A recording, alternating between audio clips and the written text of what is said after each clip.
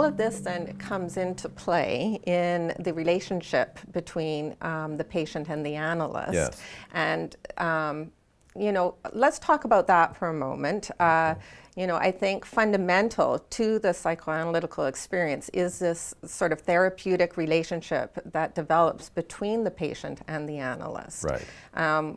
What is referred to as the transference. As the transference. Yeah. So how would you describe transference in a patient and countertransference in the psychoanalyst, and the significance of transference in helping to the patient overcome their difficulties or pain from the past and now?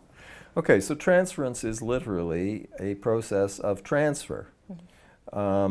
The technical term is displacement. In other words, a patient has feelings around her father, and she comes into treatment with me, and pretty soon she's displacing the feelings, transferring the feelings that she had towards her father onto me. I'm becoming for her a kind of metaphorical father. It's as if I'm the father. Now, if she's a neurotic patient, she knows this is as if. Right. If she's a closer to psychotic patient, at times it's like I'm really her father. A psychotic transference is taken very literally. A more neurotic transference is more understood by the patient to be as if. But okay, I'm thinking of a patient who was traumatized when the father divorced the mother when she was a very young child. And then even though she continued to see the father, he was stunned and disoriented by the divorce. He didn't know how to relate to this little girl. He spent time with her, but she experienced him as cold, absent, uncaring, strict, and she was left with a longing for a close, good relationship with a good dad. Right. And so now we see the roots here of a kind of a split transference.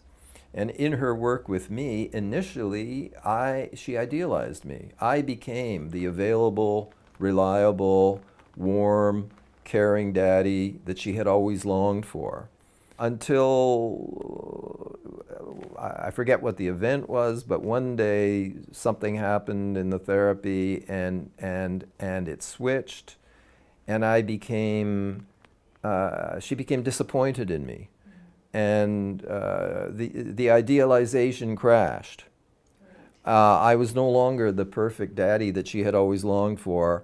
And of course, she swung then to the other extreme. Now I was the cold, remote, abandoning. This is the negative transference. This is the negative transference. Right. Okay. Analysts tend to be more comfortable with the positive transference. I mean, who doesn't like being idealized? Right. And we're often uncomfortable. Freud himself was very uncomfortable with the negative transference. But it's very important to but it's our crucial. work. Yeah. Well, Melanie Klein's whole critique of Freud was that he needed to deal with the negative transference. Right. And so we made real gains. Now, you don't want the negative transference to get so strong that the patient slams out of the therapy and quits in a huff. Right.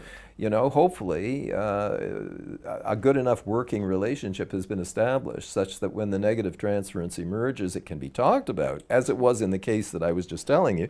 She was able to realize that this now was the daddy she was so angry at, and the anger at her dad was now coming full force at me, and she was able to know that it wasn't really me. And so it's like through interpreting that this understanding shifts something inside the patient? Exactly. Right. She was able to then see how she idealizes, and she was able to see then how she devalues, and she was able to see how her longings for the good dad were getting in the way of her building a relationship with any real man in the world, because no man was living up to the ideal figure she was longing for. I mean, how's an ordinary guy going to make up for, you know, this perfect dad that she longed for? I mean, and therefore she was firing boyfriend after boyfriend because none of them were coming up to the mark, right? And then sooner or later, when they failed to come up to the mark, they were getting this anger.